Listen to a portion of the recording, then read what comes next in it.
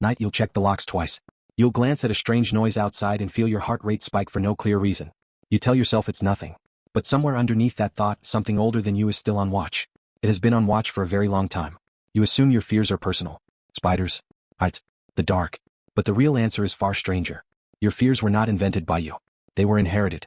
Passed down, generation after generation, from ancestors who never met you but somehow still shaped what makes your hands shake. So what were ancient humans actually afraid of? Not monsters. Not myths. Something far more specific. Start with the dark. For most of human history, night was not a mood. It was a hunting window. Large predators like cave lions and saber-toothed cats were most active after sunset, and early humans had none of the advantages that daylight gave them. No sharp claws. No night vision. Weak muscles compared to almost every predator nearby. Anthropologist Donna Hart and primatologist Robert Sussman documented this vulnerability extensively, arguing that early hominins were prey far more often than popular imagination admits.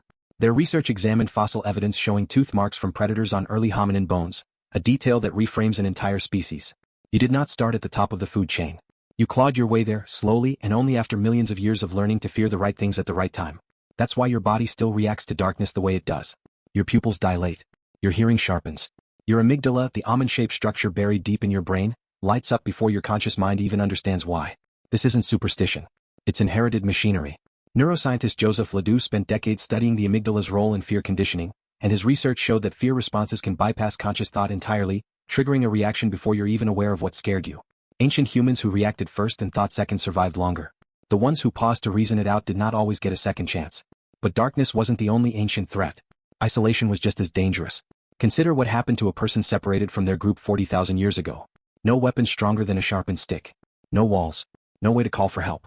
A lone human, alone in open landscape, was a target. So the brain developed a second layer of fear, quieter than the fear of predators but just as powerful. The fear of being alone.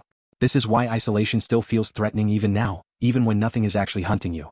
Psychologist John Cacioppo researched loneliness for years and found that chronic social isolation activates the same physiological stress systems as physical danger, raising cortisol and increasing inflammation markers in the body.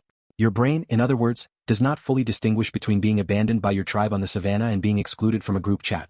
Different century. Same alarm system. Here is the counterintuitive twist. Ancient humans weren't just afraid of predators and isolation. They were afraid of the unfamiliar itself. Anything new.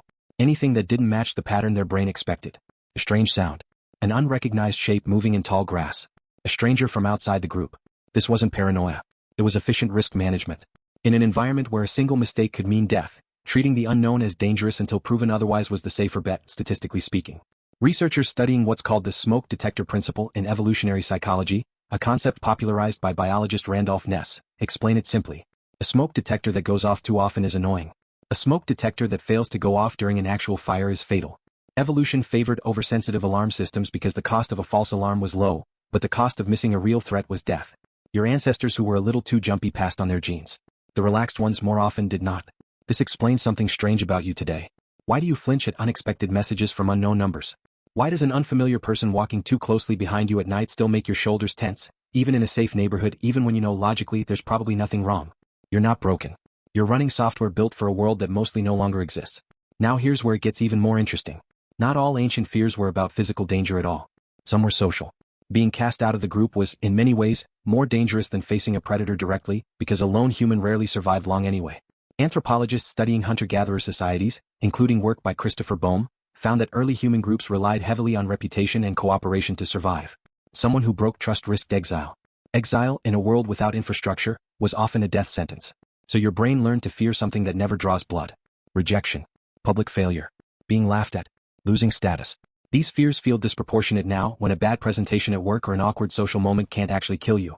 But to the ancient brain, humiliation and abandonment triggered nearly the same alarm as a physical attack, because for most of human history they led to the same outcome. Think about the last time you felt embarrassed in front of others. Your face may have flushed. Your stomach may have dropped. That is not an overreaction. That is 50,000 years of social survival instinct firing exactly as designed. There's one more fear worth mentioning, and it might be the strangest of all. Ancient humans feared the sky. Not literally but symbolically. Storms, eclipses, sudden darkness in the middle of the day.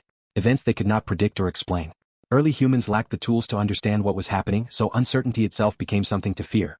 Psychologists call this intolerance of uncertainty, and studies led by researcher Michel Dugas have shown that unpredictability can generate more anxiety than danger itself, because the brain cannot prepare a response for a threat it doesn't understand. This is why, even now, uncertain situations often feel scarier than clearly bad ones. A vague, unclear diagnosis can feel worse than a known difficult one. Waiting for results is often harder than receiving bad news. Not knowing is its own kind of threat, and it always has been. So what does all of this mean for you, sitting here right now, far removed from cave lions and open plains? It means your fear response was never really about spiders or the dark or that strange noise outside your window. It was built for a world of real, immediate physical stakes. But it hasn't updated. It's still running the same program, just aimed at new targets. Job security. Social media rejection. Uncertainty about the future. Your ancient alarm system doesn't know the difference between a predator in the grass and an unread message from your boss. You are not overreacting when your heart races over something small. You are a hunter-gatherer's descendant, wired by millions of years of survival, reacting to a modern world using ancient instructions. So tonight, when you check the locks twice or feel your pulse quicken at a strange noise outside, remember this. That fear isn't a flaw. It's an inheritance. And somewhere underneath that racing heart, something ancient is still keeping watch.